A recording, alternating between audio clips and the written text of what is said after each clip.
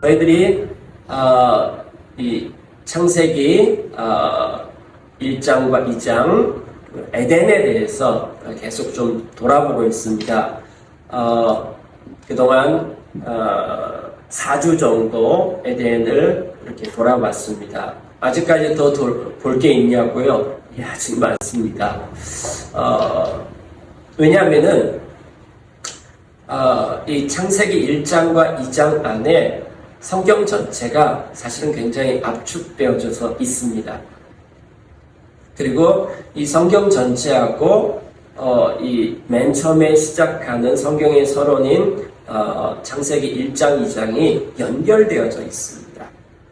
그래서 뒤에 성경 읽을 때 이게 앞에 실마리가 다 있습니다. 그래서 성경은 이렇게 잠언처럼 이렇게 금언이나 좋은 명구처럼 한 절 한 절 따로 되어져 있지 않고요. 이게 스토리로 흘러가고 있습니다. 그래서 이 스토리 내용이 무엇인지를 아는 것이 굉장히 중요합니다. 그래서 이 문맥의 흐름과 이 스토리의 흐름이 어떤 식으로 흘러가고 있구나. 그렇기 때문에 맨 처음에 시작할 때에 예를 들어서 우리가 영화를 본다든지 그렇게 했을 때 1화라든지 2화 거기에서는 처음 시작할 때 도입 부분에 여러 가지 이제 그 설치를 해놓죠. 이 스토리 전개에 대한 그 도입 부분에 여러 가지 설치를 해놓습니다. 그리고 그것이 이제 전개가 되고 절정에 이르고 그 다음에 결말에 이르게 되는데 이 앞뒤가 맞아 떨어지죠. 그게 하나의 스토리에 있어서 아주 중요한 구조인 것이죠. 그래서 성경 맨 처음에 2장과 맨 마지막에 2장이 같은 내용이라고 했습니다. 그렇기 때문에 우리가 신앙생활 할 때 도대체 뭘 믿고 있는지에 대해서 아셔야 되잖아요. 그렇죠? 그럼 그걸 알기 위해서 제일 간단한 것은 맨 처음에 성경 2장이 무엇을 얘기해 주고 있는지 이것을 분명히 아는 것이 굉장히 중요합니다. 그래서 여러 각도로 이것을 살펴볼 수 있는데 지금은 에덴 동산에 대해서 좀 이렇게 쭉 훑어보면서 에덴 동산이 이렇구나, 에덴 동산에 이런 것이 있구나, 이런 것들을 우리가 좀 보고 있습니다. 그리고 앞으로도 이것과 관련되어져서 이제 더 깊이 들어가고 그렇게 할 텐데 어떤 때는 그렇게 아주 조그만 주제를 가지고 깊이 볼 때도 있고 또 어떤 때는 이렇게 큰 그림으로 볼 때도 있을 것입니다. 네, 그래서 지난 이제까지 다뤘던 것이 그 에덴 동산이 바로 하나님 나라의 원형이다. 우리가 천국 하면은 뭐가 잘 안 떠오르는데, 자, 그러면은 천국이 어떤 곳인가, 하나님 나라가 어떤 곳인가를 알기 위해서는, 하늘을 쳐다보지 마시고요. 창세기 1장과 2장을 잘 보시면은, 하나님이 왕이신 나라, 그 나라는 이러한 나라구나 하는 것을 우리가 좀 볼 수 있습니다. 하나님 나라의 원형, 하나님께서 세상을 맨 처음에 창조하셨을 때 그 모습이 어떤 모습인가? 그리고 우리는 그 모습에다가 우리의 삶과 공동체와 모든 기준음이 바로 하나님 원래 창조했을 때 거기에 맞춰야 된다라고 하는 것이죠. 그런 목적을 갖고 우리를 창조했기 때문에 거기에 우리의 삶을 튜닝해야 됩니다. 그래서 창세기 1장과 2장에서 우리의 교회 모습, 우리 교회는 다른 교회하고 비교하면 안 됩니다. 여러분들의 인생도 다른 사람하고 비교하지 마십시오. 네. 여러분의 인생과 우리 교회는 모든 사람들과 모든 공동체는 전부 창세기 1장, 2장에서 자기 자신을 튜닝해야 됩니다. 왜냐하면요, 다른 사람이 내 기준음이 아닙니다. 다른 교회가 우리 교회의 기준음이 아닙니다. 네. 여러분, 피아노 100대를 조율하는 방법, 첫 번째 피아노에다 두 번째 피아노 맞추고 두 번째 피아노에다 세 번째 피아노 맞추고 그런 식으로 100번까지 맞추면 첫 번째 피아노하고 100번째 피아노 조율음이 같을까요?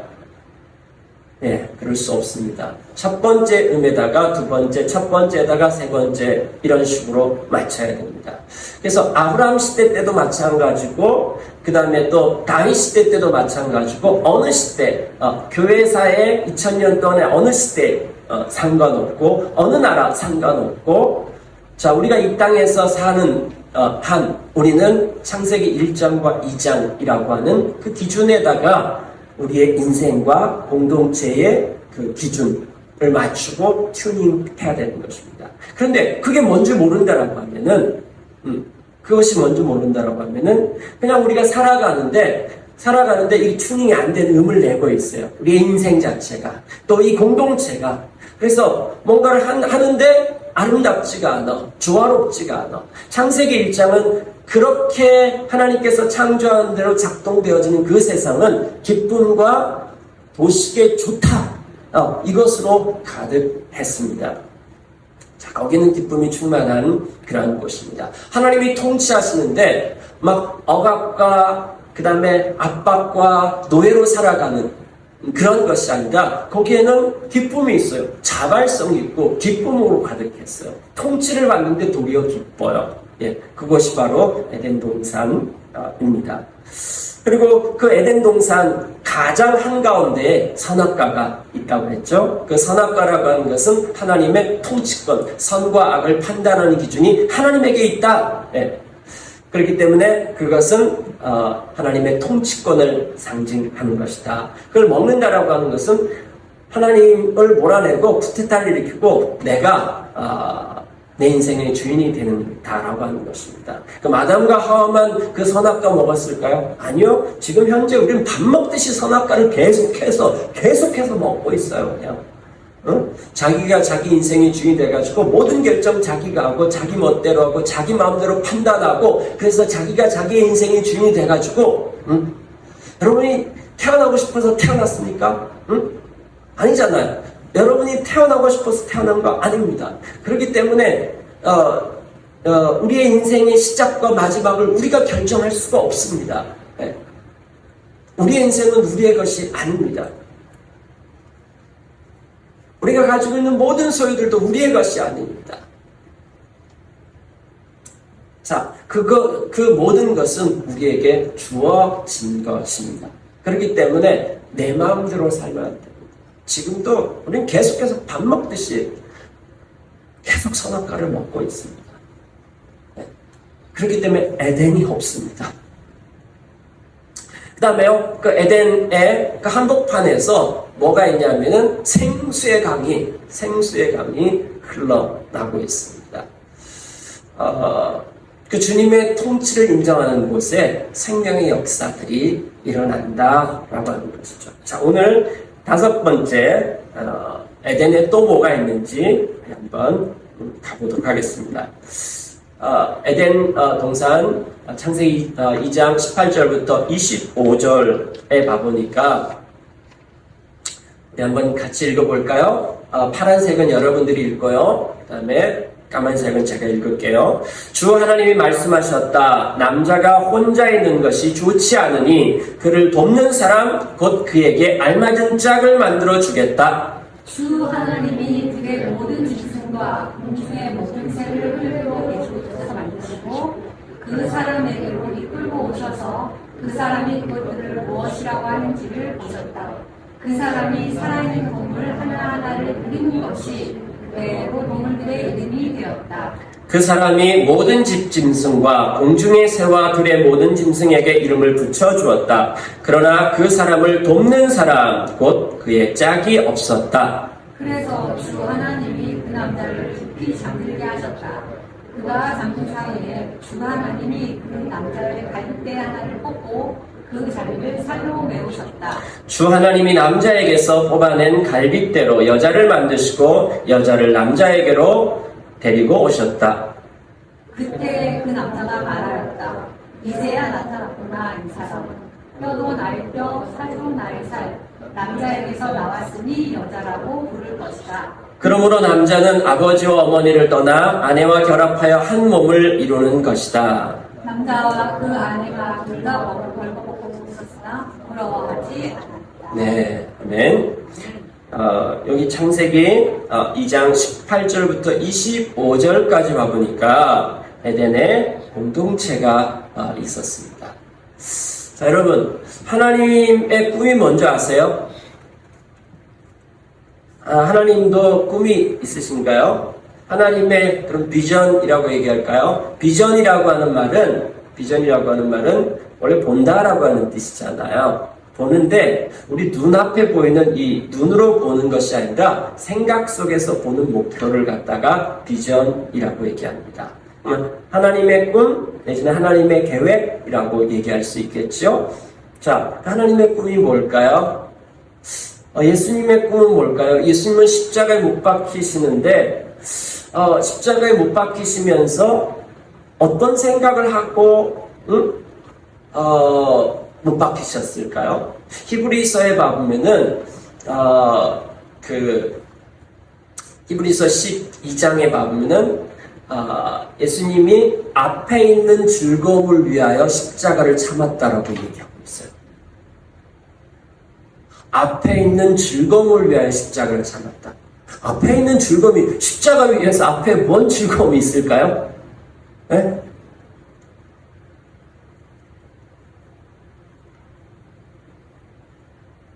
그러면 십자가에서 즐겁습니까? 예수님은 앞에 있는 즐거움을 위하여 십자가를 참았다. 예수님의 즐거움은 뭐였을까요? 지금 예수님이 십자가에 못 박히면서 그 고통과 수치와 이런 모든 것 가운데서 기뻤다고 얘기합니다. 근데 앞에 있는 즐거움, 그게 뭘까요?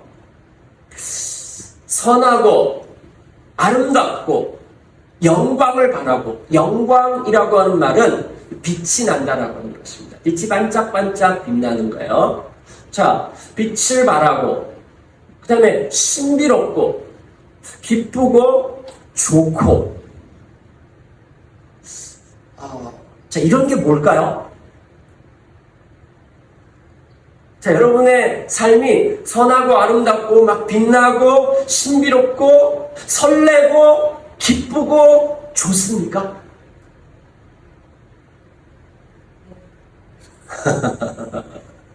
자, 성경에 저 하나님의 꿈, 예수님의 꿈, 저걸 한 단어로 얘기하면은 뭘까요? 성경에서 한번 찾아보도록 하겠습니다. 에베소서 3장 9절부터 10절 읽어볼까요? 시작. 만물을 창조하신 하나님 안에 영원전부터 감춰져 있는 비밀의 계획이 무엇인지 모두에게 밝히게 하셨습니다. 그것은 이제 교회를 통하여 하늘에 있는 통치자들과 권세자들에게 하나님의 갖가지 지혜를 알리시려는 것입니다. 네. 여기 와보니까 이렇게 얘기하고 있어요. 창세전 만물을 창조하신 하나님 안에 영원전부터, 이 세상이 시작되기 전부터 감추어져 있는 비밀의 계획. 자, 이거 간단하게 얘기하면은 하나님께서 창조하실 때 이 모든 세상을 설계하고 창조하실 때 뭔 계획을 가지고 있었는데 아무도 모른다라고 하는 거예요. 비밀의 영역에 있는 거예요.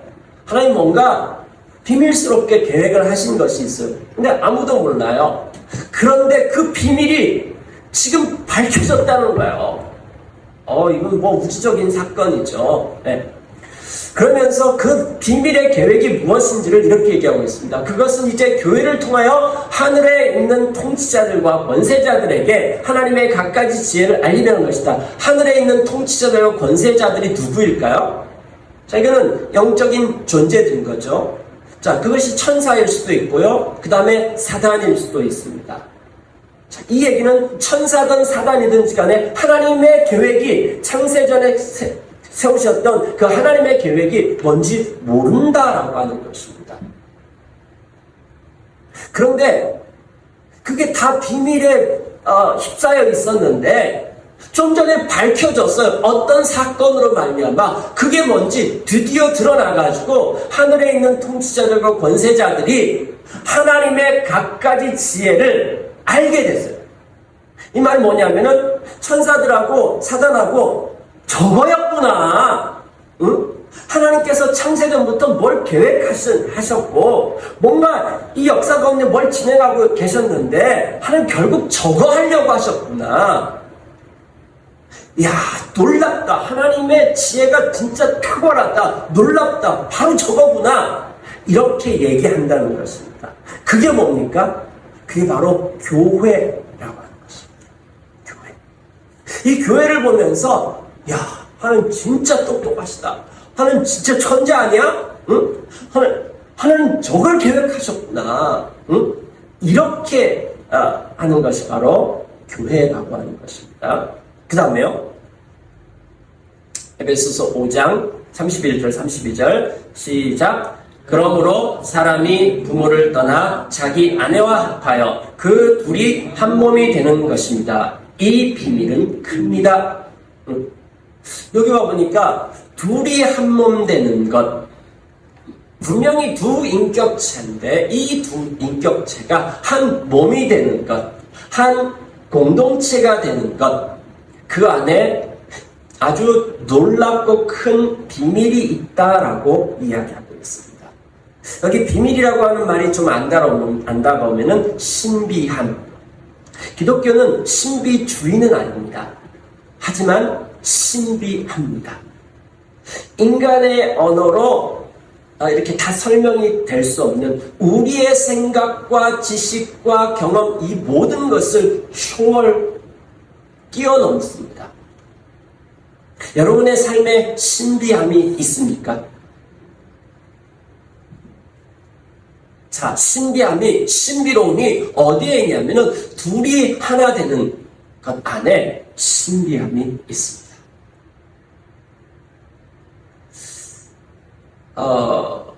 네, 계속 보죠. 그 다음에 시편 133편 1절. 그 얼마나 아름답고 즐거운가. 형제자매가 어울려서 함께 사는 모습. 네. 좀 시적으로 이렇게 해놨죠. 얼마나 선하고 아름답다. 저기 선하다, 아름답다, 즐겁다 같은 단어거든요. 네. 선하다, 아름답다, 즐겁다. 자, 뭐가 선하고 아름답고 기쁜 것인가? 형제자매가 어울려서 함께 사는 모습. 어울려서 함께 산다라고 하는 말은 하나됨을 이루는 공동체를 의미하는 것입니다. 창세기 1장 31절 하나님이 손수 만드신 모든 것을 보시니 보시기에 참 좋았다. 저기 참 좋았다는 말하고 위에 아름답고 즐겁다라고 하는 말하고 같은 단어입니다. 히브리어에 참 좋았다라고 하는 것은 하나님께서 창조할 때 목적을 갖고 창조했는데 그 목적에 딱 맞는 상태가 좋다라고 하는 의미입니다. 그래서 성경에서 좋다라고 하는 것은 그 창조한 목적에 딱 맞는다. 하나님이 창조하신 목적에 부합한다. 그런 의미인 것입니다. 자, 그러면은 이 구절들을 이렇게 봤을 또 하나 더 있죠. 자, 요한복음 17장 22절 24절 시작. 나는 아버지께서 내게 주신 영광을 그들에게 주었습니다. 그것은 우리가 하나인 것 같이 그들도 하나가 되게 하려는 것입니다.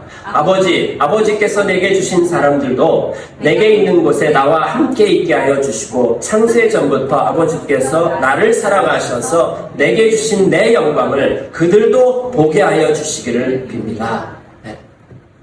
여기 뭡니까? 이건 예수님이 십자가에 못 박히기 바로 전날 밤에 최후의 만찬 끝나고 난 다음에 하신 기도 내용입니다. 이 기도 내용에서 하나님 앞에 그렇게 기도하고 있죠. 십자가에서 그 앞에 있는 즐거움이 무엇인지를 여기에서 우리가 좀 볼 수 있습니다. 아버지께서 내게 주신 영광을 그들에게 주었습니다. 네. 그것이 뭐냐면 그것은 우리가 하나인 것 같이 그들도 하나가 되게. 언제 막 빛이 있긴 한데요. 하나됨을 이룰 때. 근데 저기 뭡니까? 우리가 하나인 것 같이. 하나님은 삼위일체로 계셔. 세 분의 하나님이 계신데 이 세 분의 하나님이 하나됨을 이루고 계셔. 공동체를 이루고 계세요. 거기에 영광이 있습니다. 그런데 예수님이 십자가에 못 박혀 죽으신 이유가 뭐냐면은 그들도 하나가 되게 하는 겁니다. 자, 어느 정도의 하나됨이냐면은 세 분의 하나님의 하나됨, 삼위일체의 하나됨과 같은 하나됨이 저들 안에 있게 하는 거, 그게 제가 십자가에 못 박혀 죽는 목표입니다. 그러면서 뭐라고 그래요? 아버지께서 내게 주신 사람들도 내가 있는 곳에 나와 함께 있게 하여 주시고, 자, 내가 있는 곳이 어느 곳입니까? 하나님 나라이죠. 창세전부터 아버지께서 나를 사랑하셔서 내게 주신 내 영광. 자, 세 분의 하나님이 서로 사랑하는 것, 그 영광, 그 빛남, 자, 그것을 맛본 거에 대해서 지금 이 제자들한테도 나눠주고 싶은 거예요. 그게 이제 십자가에서 못 박으시는 이유입니다. 우리의 죄의 사함, 죄를 사해가지고 그래서 결국 뭐 하려고 하느냐? 하나님께서 이 세상의 창조 이런 역사를 통해서 결국 이루려고 하시는 것이 무엇이냐? 자, 그 모든 것, 이 구절들이 가르치고 있는 것이 뭐냐면 공동체라고 하는 것입니다. 공동체. 그 공동체는 보물선 같습니다. 보물섬 같습니다. 거기 안에 아름답고 좋고 신비롭고 영광스럽고 설레고 이 모든 것들이 기쁘고 이 모든 것들이 가득 찬 그것이 바로 공동체입니다. 하나님의 창조의 최종 그림, 그것이 바로 공동체입니다. 자, 이 공동체는 도대체 어디로부터 왔을까요? 요한일서가 그것을 얘기해주고 있습니다. 우리 한번 읽어보죠. 시작. 사랑하는 여러분, 서로 사랑합시다. 사랑은 하나님에게서 난 것입니다. 사랑하는 사람은 다 하나님에게서 났고 하나님을 압니다. 사랑하지 않는 사람은 하나님을 알지 못합니다. 하나님은 사랑이시기 때문입니다. 자, 하나님이 사랑이시래요. 하나님이 사랑이시다라고 하는 이 말을 다르게 얘기하면은, 하나님은 사랑이라고 하는 말은 관계 용어입니다. 홀로 사용할 수 있는 것이 아닙니다. 그러니까 이 말은 하나님께서는 지금 서로 사랑하고 계셔요. 이 세 분의 하나님이 하나됨을 이루고 계시는데, 완벽한 하나됨을 이루고 계시는데 서로 사랑하고 계셔요. 아까 요한복음 17장에도 창세전에 나를 사랑하시사 나에게 주신 영광이라고 얘기했잖아요. 그러니까 창세전부터 이 세 분의 하나님은 서로 하나됨을 이루고 계시고 서로 사랑하고 계신 하나님이시라고 하는 것입니다. 하나님은 사랑이십니다. 그렇기 때문에 하나님에게서 태어난 사람에게는 그 사람은 어떤 사람이에요? 그 사람에게 있는 DNA가 무엇입니까? 사랑한다라고 하는 것이죠. 사랑한다. 자, 하나님께서 우리를 창조했기 때문에 우리의 원래 모습이 어떤 모습입니까? 우리의 원래 모습은 우리가 하나님을 닮은 존재로 창조되었다면 우리는 원형이 아닙니다. 우리는 파생되어져 나온 존재입니다. 하나님으로부터 나온 존재예요. 그러니까 하나님의 DNA가 우리 가운데 있다라고 하는 거죠. 근데 그 하나님이 공동체를 이루고 계시고 그 하나님이 우리의 창조주이세요. 그 하나님으로부터 인간이 창조되었다면 인간은 무엇입니까? 인간은 공동체입니다. 인간은 공동체입니다. 자, 오늘 본문으로 와보죠. 창세기 2장 17절 다시 한번 봐보죠. 주 하나님이 말씀하셨다. 남자가 혼자 있는 것이 좋지 않으니 그를 돕는 사람 곧 그에게 알맞는 짝을 만들어 주겠다. 자, 여기 봐보니까 뭐라고 얘기하고 있냐면은 남자가 혼자 있는 것이 좋지 않다라고 얘기했습니다. 창세기 1장에 보면은 좋다 이 이야기가 나오는데 창세기 2장은 이 인간 창조에 대한 것을 따로 떼어내서 이거 확대해서 자세하게 얘기하고 있는 내용이거든요. 그래서 인간 창조할 때에 잠시 좋지 않았습니다. 자, 여기 좋지 않다라고 하는 말을 다른 말로 하면은 어떤 의미일까요? 여기 좋지 않다라고 하는 말은 하나님께서 창조하신 목적에 맞지 않는다. 라고 하는 것입니다. 혼자 있는 것, 이거는 하나님께서 창조하신 목적이 아니다. 또 다르게 보면 혼자 있는 것은 하나님 닮은 모습이 아니다. 또 다른 말로 하면 혼자 있는 것은 인간이 아니다 라고 하는 것입니다. 혼자로서는 인간이 될 수 없습니다. 인간은 공동체입니다. 혼자는 아무리 뛰어나더라도 공동체가 될 수가 없습니다. 여러분 퍼즐을 맞추는데 퍼즐 한 조각이 전부가 될 수는 없습니다. 그렇죠? 자, 이렇게 퍼즐이 여러 조각들이 있습니다. 그 조각 가운데 한 조각이 기가 막힐지라도 그 한 조각 갖고는 절대로 그 퍼즐의 전체의 그림이 될 수가 없습니다. 우리 한 사람 한 사람은 이런 한 조각입니다. 한 조각으로서는 절대로 공동체가, 한 사람으로서는 절대 공동체가 될 수가 없습니다. 자, 여기에 굉장한 위안이 있죠. 자, 이 세상에서 너무너무 탁월해. 모든 사람이 부러워할 정도로 너무너무 탁월해요. 지위도 높고, 그 다음에 아는 것도 많고, 소유도 어마어마하고, 그럼에도 불구하고 한 조각일 뿐이에요. 너무 부러워하지 마세요. 그냥 퍼즐 한 조각일 뿐입니다. 나도 퍼즐 한 조각이고 저 사람도 퍼즐 한 조각입니다. 근데 분명한 것은 이 퍼즐 한 조각 가지고는 절대로 큰 그림이 될 수가 없습니다. 그러니까 혼자로서는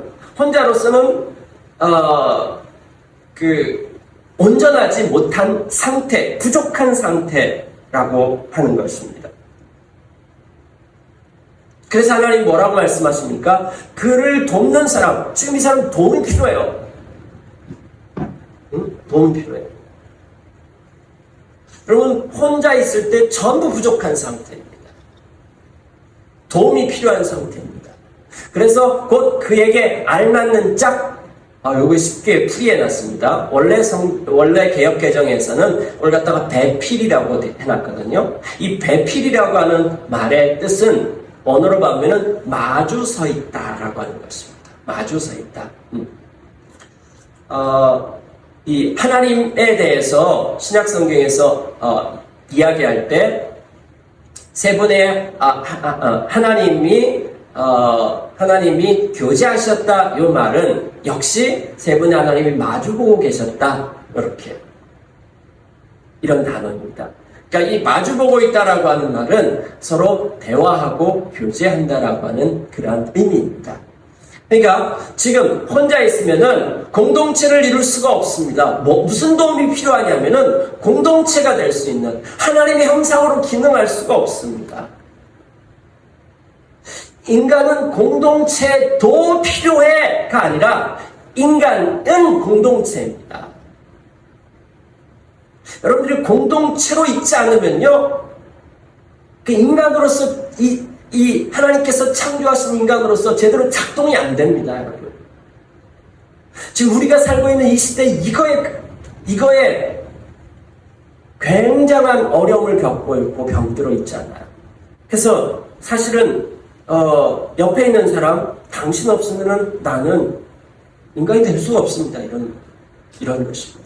네가 없어야지 내가 위로 올라가가 아니라 당신 없으면 나는 부족한 존재입니다. 나는 공동체가 될 수 없습니다. 당신이 있어줘서 너무 고맙습니다. 옆에 있는 사람한테 그런 눈빛으로 당신이 있어줘서 고맙습니다. 좀 신호를 보내주세요. 당신이 있어서 감사합니다. 자, 그에게 배필, 돕는 배필을 만들어주겠다. 이렇게 얘기했습니다. 여기서 여러 가지 질문할 수 있죠. 하나님 그럼 처음부터 짝을 그렇게 짝으로 만드시지, 공동체로 만드시지, 하나님과 함께 왜 이런 식으로 만들었느냐? 여러 가지 이유가 있습니다. 자, 저기 보면은 하나님께서,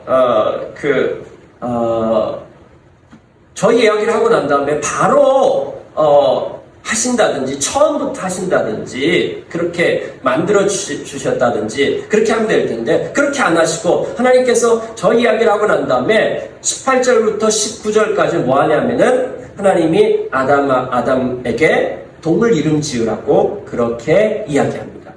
그래서 아담이 동물 이름 막 짓습니다. 그런데 2장 20절 저 결론에 뭐라고 얘기했습니까? 그러나 그 남자를 돕는 사람 곧 그의 짝이 없었다. 요거를 통해 가지고 힌트를 얻을 수 있죠. 하나님 왜 동물 이름 지으라고 했는지. 예. 동물 이름 지으면서 지금 아담은 뭘 발견하냐면은 거기 영어로 봐보면은 분명하죠. 아담이 발견하지 못했어요. 뭘 발견하지 못했어요? 자기 짝. 자기하고 대화하는, 자기하고 교제할 수 있는 사람을 발견하지 못한 것입니다. 자, 하나님은 스스로가 이걸 발견할 때까지, 왜냐하면요, 둘이 놓고 이 공동체 인격에 대해서 명령할 수 없습니다. 스스로가 그것을 깨달을 수 있도록 환경을 만들어 주시고 그때까지 하나님이 기다려 주신 것입니다. 하나님 우리를 얼마나 인격적으로 대하시는지 모르겠습니다.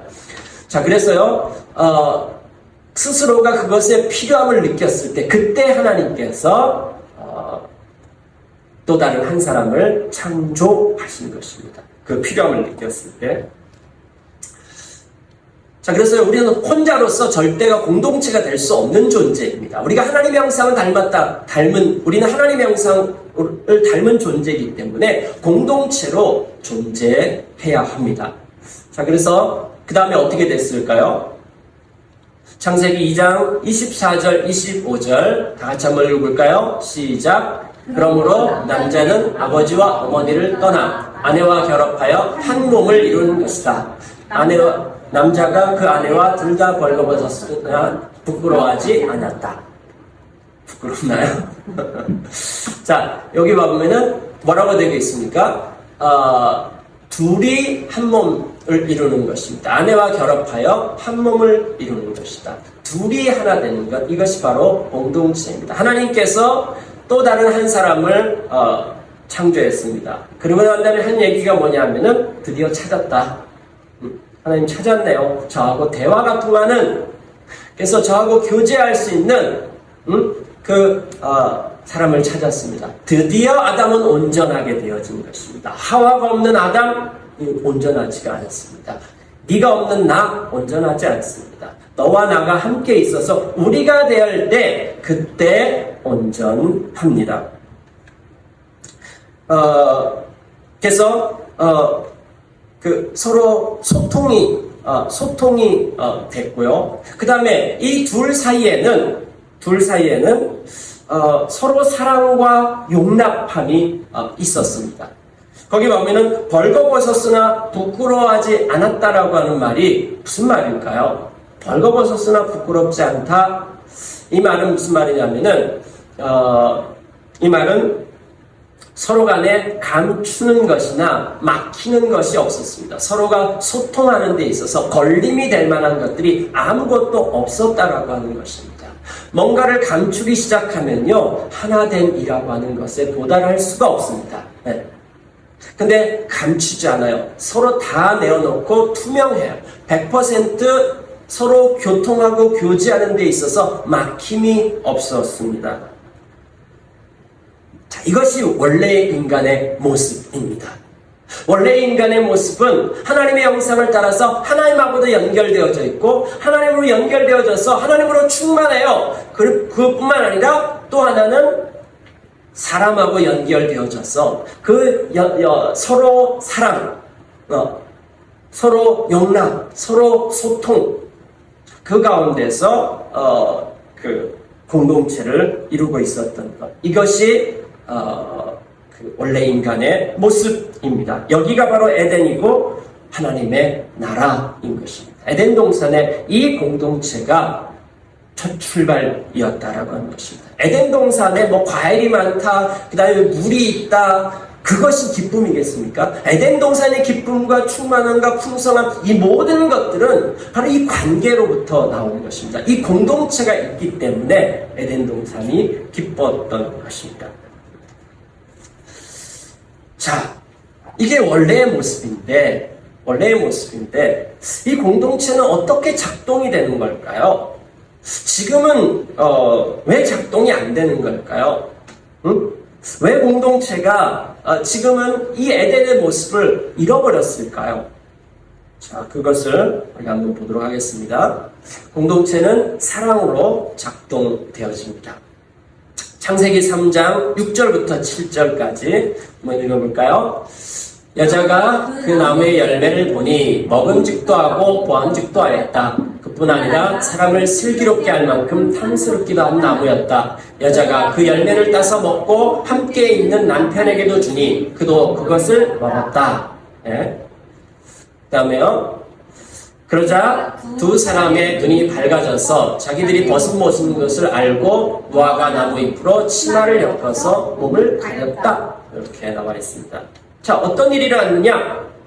하나님께서 선악과를 따먹지 말라고 얘기했습니다. 에덴에서 서로 하나됨을 이루고 서로 사랑 가운데서 벌거벗으나 투명함을 이루면서 수치를 느끼지 못하고 완벽한 하나됨을 이루고 있었습니다. 거기 놀라운 신비와 기쁨이 있었습니다. 그런데 이걸 잃어버렸어요. 어떤 일이 일어났습니까? 선악과를 먹고 난 다음에 어떤 일이 일어났어요? 두 사람의 눈이 밝아졌어요. 선과 악을 알게 되어졌습니다. 이것이 좋은 말이 아닙니다. 이 말은 무슨 말이냐면은 자기가 선과 악의 판단의 기준자가 되었다라고 하는 것입니다. 자, 예전에도 벌거벗고 있었어요. 근데 왜 새삼스럽게 벌거벗은 줄 알고 그 다음에 몸을 가리게 됩니까? 왜 수치를 느끼게 되었고 왜 가리게 되었을까요? 응? 자, 그것은 두 사람의 눈이 밝아져서 그렇습니다. 눈이 어떻게 밝아졌냐면은 하나님의 통치를 거부하고 자기가 하나님이 되었어요. 자기가 선과 악의 판단의 기준자가 되어졌어요. 자, 그러니까 지금 자기 판단으로 앞에 있는 사람을 판단하는 것입니다. 저 사람을 하는 내 관점이 생기게 되어진 거죠. 그럼 저 사람은 나를 판단할까요? 판단하지 않을까요? 판단하게 됩니다. 저 사람도 자기의 관점이 갖게 됐고 나도 나의 관점이 있게 되어져. 서로 판단하게 되어지는 것이죠. 그 다음에 서로 판단하는 것을 알게 되어졌어요. 그럼 저 사람이 나를 어떻게 볼까? 응? 이런 생각을 하게 되어지죠. 그럼 저 사람이 나를 어떻게 볼까 하면은 저 사람이 지금 내가 졸고 있는지 안 졸고 있는지 알 수 있을까? 뭐 이렇게 보면은 어떻게 되어져요? 그럼 그 사람 의식하게 되어지죠. 그쵸? 네. 자, 그래서 저 사람이 나를 어떻게 생각할까? 그러면은 좋은 것만 보여주고 싶고 막 가리게 되어지고 숨기게 되어지고 이와 같은 일들이 일어나게 되어지죠. 그리고 자기가 중심이 되었단 말이에요. 자기가 중심이 되었기 때문에 서로 책임을 지려고 하지 않고 책임을 전가하려고 하고, 그 다음에 하나님을 떠났어요. 하나님을 떠났기 때문에 어떤 일이 일어납니까? 자, 결핍되어지고 부족해요. 네, 부족한 상태 가운데 있습니다. 그래서 부족한 상태 가운데 있기 때문에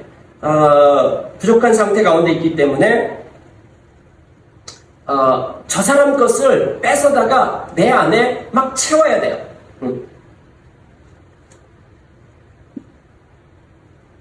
결핍의 상태 가운데 있어요. 하나님을 떠나가지고 선악과를 따먹었다라고 하는 것은 자기가 하나님이 되었다라고 하는 거잖아요. 근데 자기가 하나님이 되어진 것에 대해서 자기가 하나님인데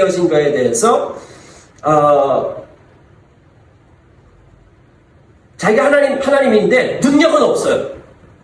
제한적이에요. 자, 그런 것을 서로의 관계 가운데서 줘야 되는 것이죠. 그래서 서로의 것들을 결핍되어졌기 때문에 서로의 것들을 뺏어다가 나를 채우려고 하고, 그 다음에 옆에 있는 사람을 밟고 올라가야 되고, 네가 없어야지 내가 살 수 있게 되어지고, 뭐 이런 일들이 일어나게 되고요. 그 다음에요,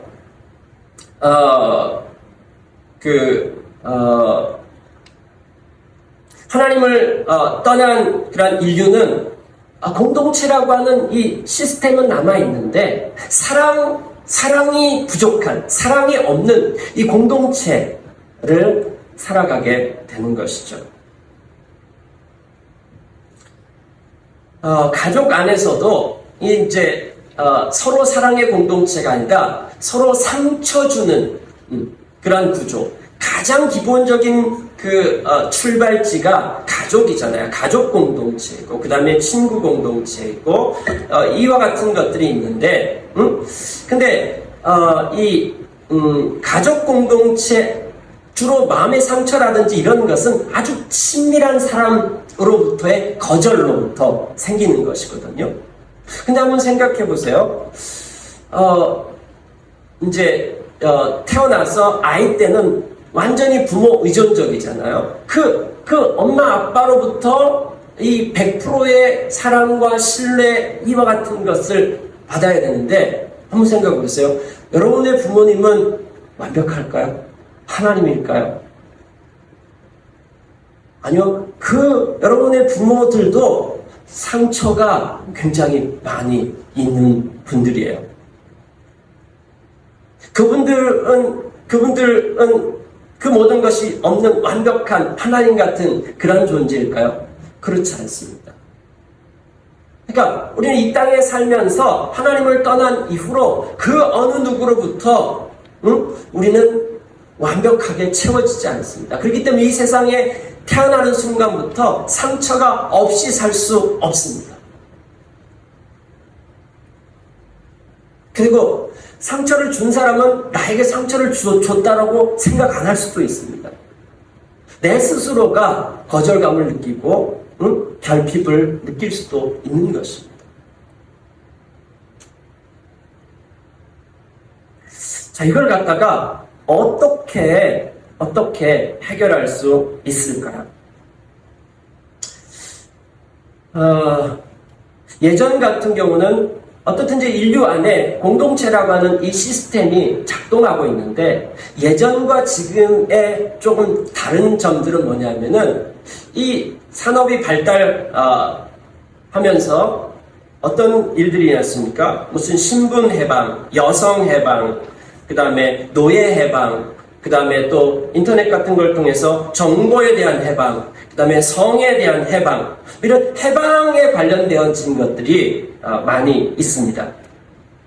자, 그런 해방들을 통해 가지고 이 자체가 나쁜 것은 아니죠. 근데 이런 해방을 통해 가지고 점점 더 우리의 눈이 띄어졌어요. 눈이 띄어져 가지고 그런 부분에 있어서 예전에는 선택지가 별로 없었어요. 선택지가 별로 없었고, 그 시스템 안에 시골 같은 데 살면서 늘상 사람들이랑 부딪혀야 되고, 그런 구조 가운데 있다. 도시라고 하는 구조. 그 다음에 이 어떤 지식이라든지 이 모든 것들이 위로부터 아래로 왔는데, 이제 인터넷을 통해 가지고 수평적인 거 모두에게 열려지게 되어졌고, 자, 이런 선택지가 점점 더 이렇게 넓어지기 시작하는 거예요. 관계, 너랑 나랑 뭐 문제가 있어? 그래? 좋아. 그럼 나는 너랑 안 만나도 돼. 자, 너 없어도 나를 위로해 줄 것은 많이 있어.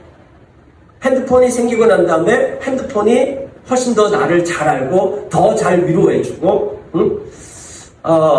핸드폰이 내 기분을 다 맞춰주고, 알고리즘이 있어가지고 나의 상태를 쫙쫙 이렇게 맞춰주고, 자, 이와 같은 일들이 생겨나게 되어졌습니다. 자, 공동체로부터 해방되어지는 것이 진정한 해방일까요? 우리는 원래 공동체적인 존재인데, 이 공동체가, 사랑 없는 공동체가 되게 뻑뻑하게 돌아가요. 그러니까 거기로부터 굉장한 피로감을 막 느끼게 되는 거예요.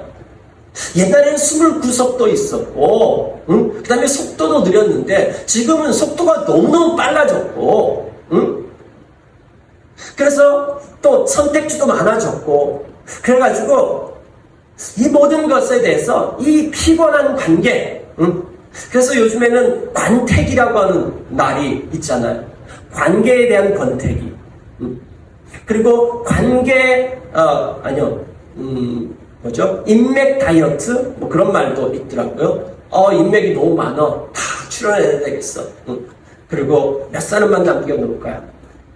그런 인맥 다이어트, 뭐 그런 말도 쓰고요. 어떻든지 간에 이 관계라고 하는 것, 자, 여기에 왜 이런 문제가 생겼을까요? 왜 그런 문제가 생겼냐면 지금 나 자신도 충만하지가 않고, 나 자신도 충만하지 않고 나 자신도 지금 문제가 많은데 그런 관계 가운데서 피곤함을 느끼면서 관계를 못 맺는 것이 아니라 안 맺기 시작하는 거죠. 자발적 아싸들이 생기게 시작하는 것이죠. 최근에 제가 드라마를 하나 봤습니다. 나의 해방일지인가? 예. 좀 이 장면이 너무 일찍부터 틀어놔가지고 나의 해방일지라고 하는 우리 교회 어느 자매님이 소개시켜줘가지고 열심히 봤습니다. 너무 잘 추천해 주셨습니다. 예. 그래서 이 드라마를 이렇게 쭉 보면서 여러 가지 생각을 하게 됐고요. 이 드라마가 이 시대의 어떤 그 모습을 나타내 주지 않는가 좀 그런 생각을 했습니다. 자, 이 드라마 가운데 이 주인공이 있는데요. 그 주인공은 미정이라고 하는 친구인데 직장과 연인 집에서 굉장히 좀 이렇게 존재감 존중받지 못하는, 무시당하는 그런 존재입니다.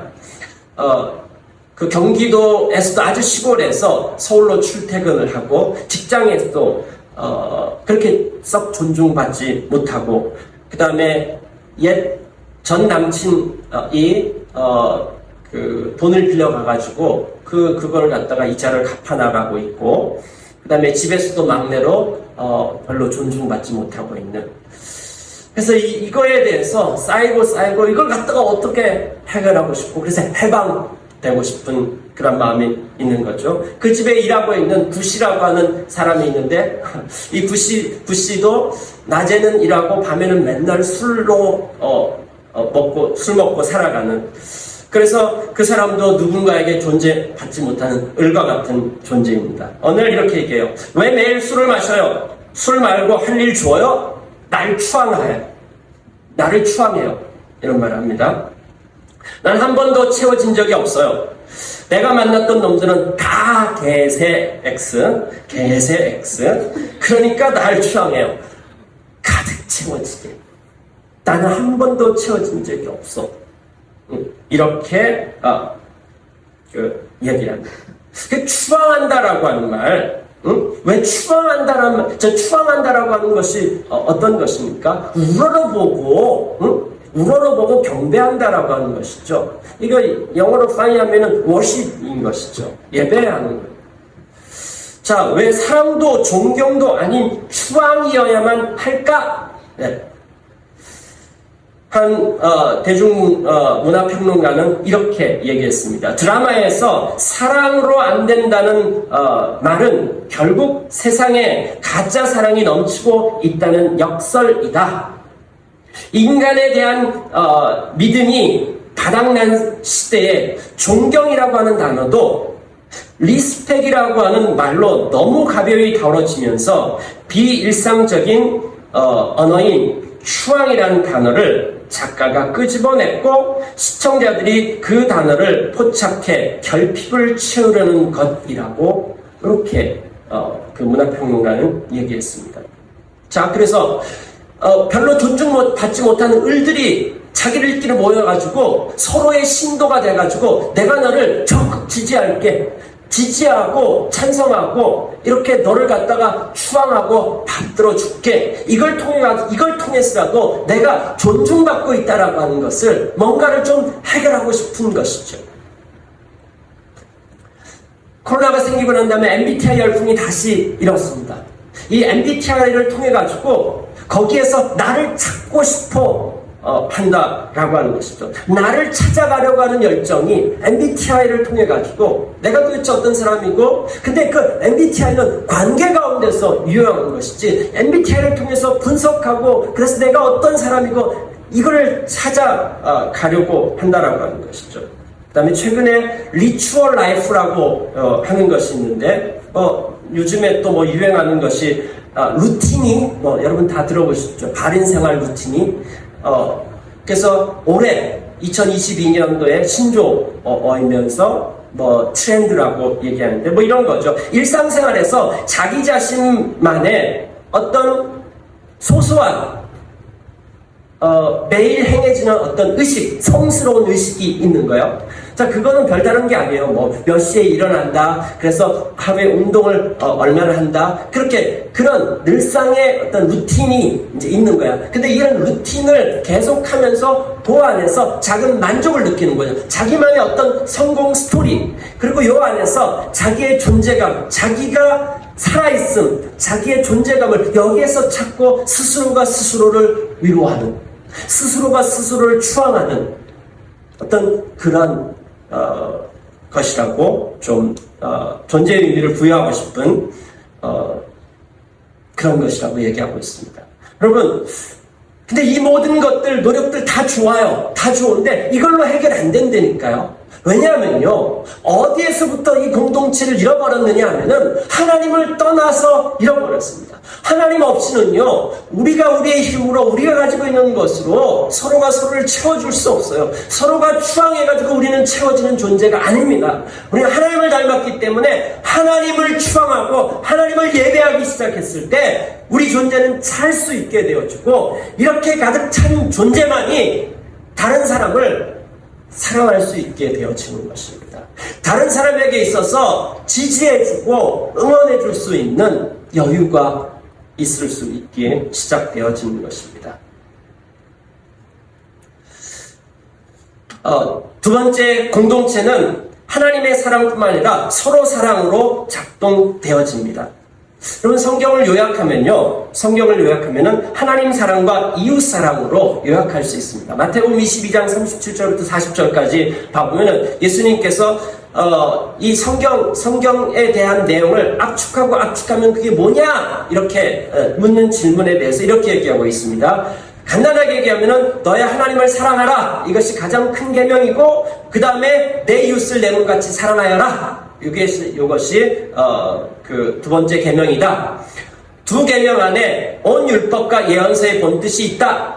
온 율법과 예언서는 다른 말로 하면은 구약 성경을 얘기하는 것입니다. 자, 구약 성경도 그렇고 신약 성경도 그렇고 성경 전체를 압축으로 얘기하면은 하나님 사랑과 이웃 사랑. 하나님을 사랑하는 그 사람들이 내 이웃을 내 몸같이 사랑하는 것.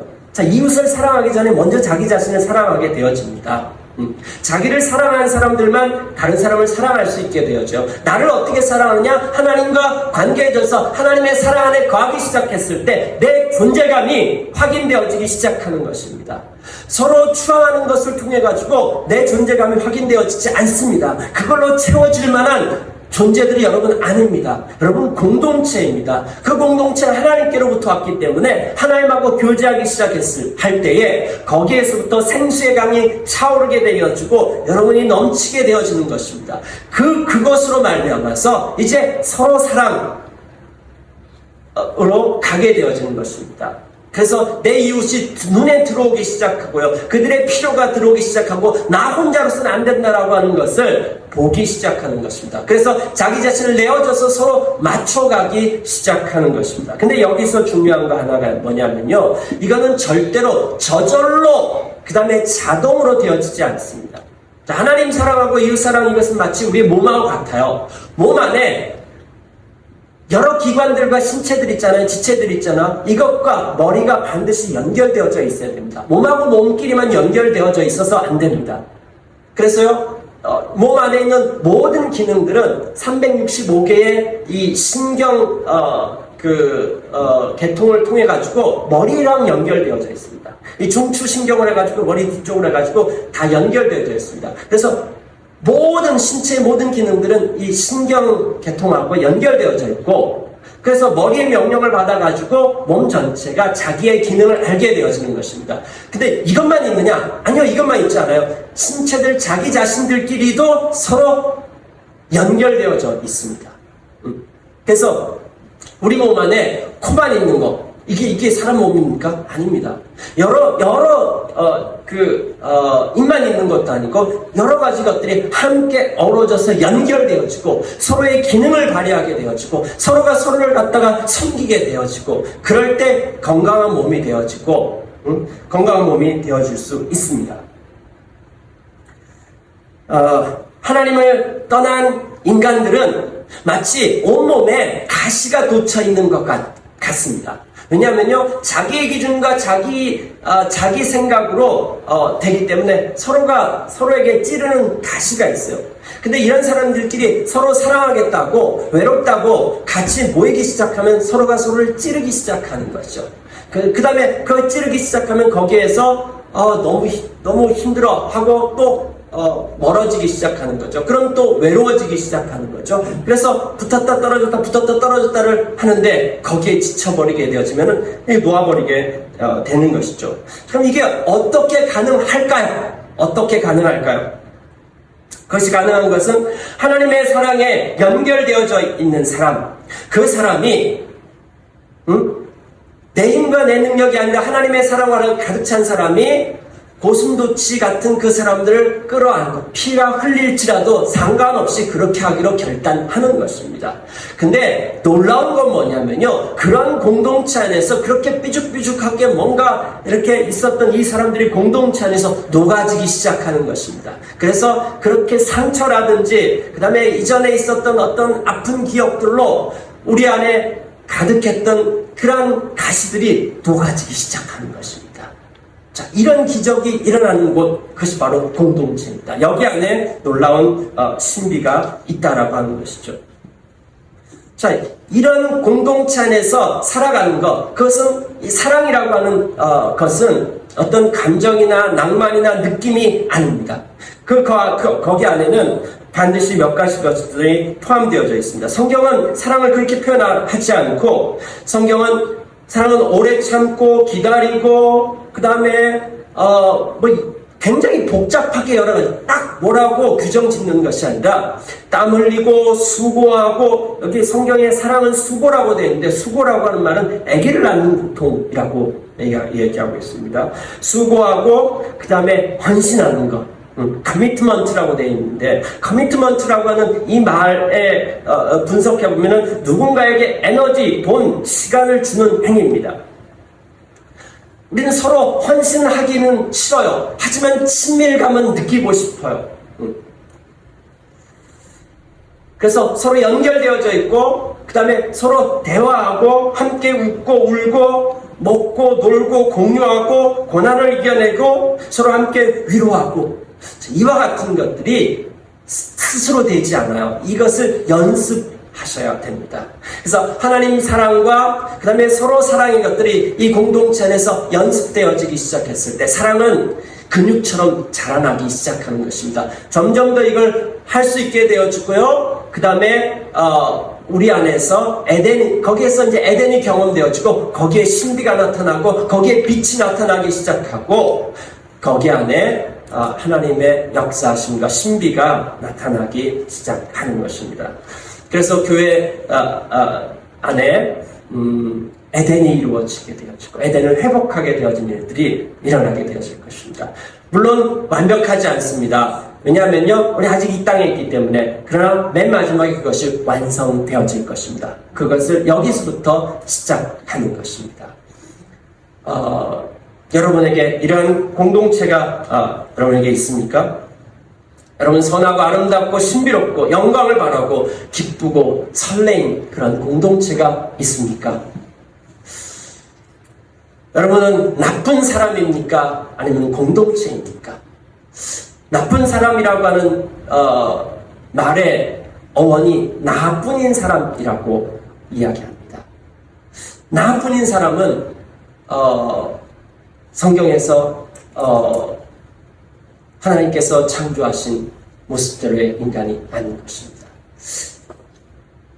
이 세대가 나뿐인 걸로 나 혼자 뭘 하는 것으로 가는 이때에 하나님의 사랑을 경험한 스토리교회 성도들이 공동체로 존재하고 그 이 공동체를 통해서 에덴의 모습을 살아내고 그것을 통해서 신비가 우리를 통해서 흘러갔으면 좋겠습니다. 시간에 함께 묵상하고 나누는 시간을 갖도록 하겠습니다.